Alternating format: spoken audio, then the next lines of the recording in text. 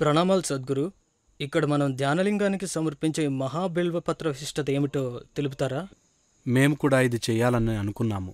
అదేంటంటే, మన దేశంలో కొన్ని చోట్ల కొంతమంది పవిత్రంగా భావించే ఆకుల్ని, పూలని పవిత్రమనుకున్నవన్నీ పదిలపరిచారు. వీటిని పవిత్రంగా ఎందుకు భావిస్తారు? ఒక పువ్వు మరో పువ్వు కంటే పవిత్రమైంది ఎలా అవుతుంది? ఇదేమైనా పక్షపాతమా? ఇప్పుడిక్కడ 2 చెట్లు ఉన్నాయి. ఒకటి పున్నాగ, మరొకటి ఏంటి? దాని పేరేంటో నాకు తెలీదు. ఇవన్నీ తెలుసుకోవాలంటే మీరు కొంత సమయం గడపాలి. ఇవన్నీ తెలుసుకోవాలంటే మీరు కొంత సమయం గడపాలి. మీరు కొంచెం సమయం గడపాలి. ఈ చెట్టుతో కొంత సమయం, ఆ చెట్టుతో కొంత సమయం గడిపినప్పుడు మీరు ధ్యానపరులైతే సహజంగానే ఒక దాని పట్ల మొగ్గు చూపుతారు, మరొక దాని పట్ల చూపరు. ఇలా ఎందుకు? అన్నీ మట్టి నుండే కదా వచ్చేది. ఉదాహరణకి వేప పండు, మామిడి పండు రెండూ ఈ మట్టి నుంచే వస్తున్నాయి. కానీ వాటి రుచి ఎంతో వేరుగా ఉంటుంది కదా. ఒకే మట్టిలో ఇక్కడే పక్కపక్కనే పెరుగుతున్నా వాటి రుచి ఎంతో వేరుగా ఉంటుంది. అంటే how this particular life processes the same soil. ఈ జీవం మట్టిని మలుస్తున్న విధానం, ఆ జీవం మట్టిని మలుస్తున్న విధానం ఎంతో విభిన్నంగా ఉంది. దీన్నే మరో విధంగా చూస్తే ఒక కీటకానికి, ఒక పురుగుకి లేదా మీకు మరొకరికి ఉన్న తేడా ఏమిటి? అంతా ఒకటే కదా. కానీ మనమందరం గ్రహిస్తున్నది వేరుగా ఉన్నది కదా. ప్రతి సమాజంలోనూ మీరు వాటిని ఒక్క విధంగా ఉంచాలి అని ఎంత ప్రయత్నించినప్పటికీ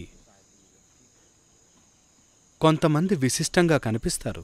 సామర్థ్యం కలవారు ప్రత్యేకంగా కనిపిస్తారు. కొంత నేర్పు ఉన్నవారు ప్రత్యేకంగా కనిపిస్తారు. మీరు ఏం చేసినప్పటికీ కొంతమంది ప్రత్యేకంగా కనిపిస్తారు. కొంతమంది గుంపులో ఒకరిగా మిగిలిపోతారు. ఇది ఇలా జరగాల్సిందే. అలాగే ఇతర జీవరాశుల్లో కూడా ఇలానే జరుగుతుంది. చెట్లల్లో కూడా ఇంతే. ఎవరైతే ఆధ్యాత్మికత వైపు మొగ్గు చూపారో, ఎవరైతే ఎల్లప్పుడూ సాధ్యపడే అన్ని విధానాల్లో సహకారం కోసం చూస్తున్నారో, మీరు ఓ సుదూరమైన ప్రయాణం చేస్తున్నప్పుడు, ముఖ్యంగా మీకు తెలియని ప్రదేశమైనప్పుడు, ఆ ప్రదేశం మీకు కొత్తదిగా ఉన్నప్పుడు మార్గమధ్యంలో వచ్చే ప్రతి చిన్న సహాయాన్ని తీసుకుంటారు. మీరు పర్వతారోహణ చేస్తున్నప్పుడు మౌంట్ ఎవరెస్ట్ ఎక్కుతున్నారనుకోండి. అప్పుడు మీ దగ్గర చిన్న దారం ఉన్నా సరే మీరు దాన్ని పారేయరు కదా. అది ఎక్కడ ఎలా ఉపయోగపడుతుందో తెలియదు. అదే సిటీలో ఉన్నప్పుడు దాన్ని అవతల పడేస్తారు. అదే మీకు తెలియని ప్రదేశంలో ఉన్నప్పుడు ఒక దారం పోగు కూడా పారేసుకోరు. ఎందుకంటే అది రేపు ఎలా ఉపయోగపడుతుందో మీకు తెలియదు కదా.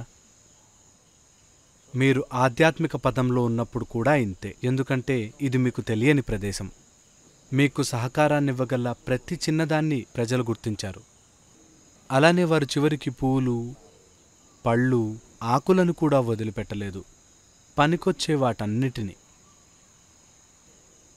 బిల్వపత్రం శివుడికి ప్రియమైనదని ఎప్పుడూ అంటుంటారు. ఆయన దాన్ని ఏం చేసుకుంటారు?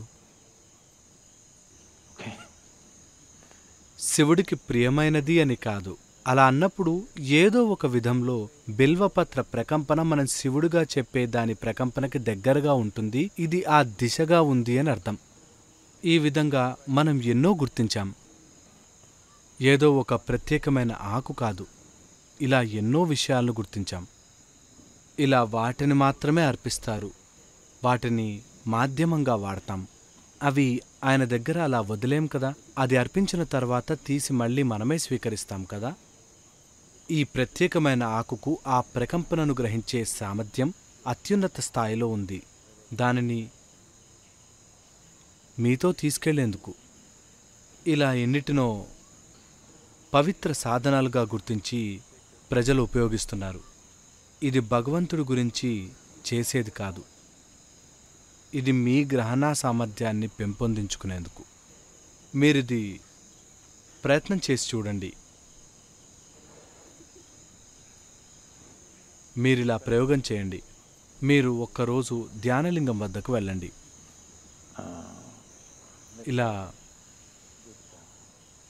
ఇలాంటి నేత బట్టలు కట్టుకుని వెళ్ళండి. అక్కడ కూర్చుని ఎలా అనిపిస్తుందో చూడండి. ఒకరోజు పట్టుబట్టలు కట్టుకుని వెళ్ళి ఎలా ఉంటుందో చూడండి.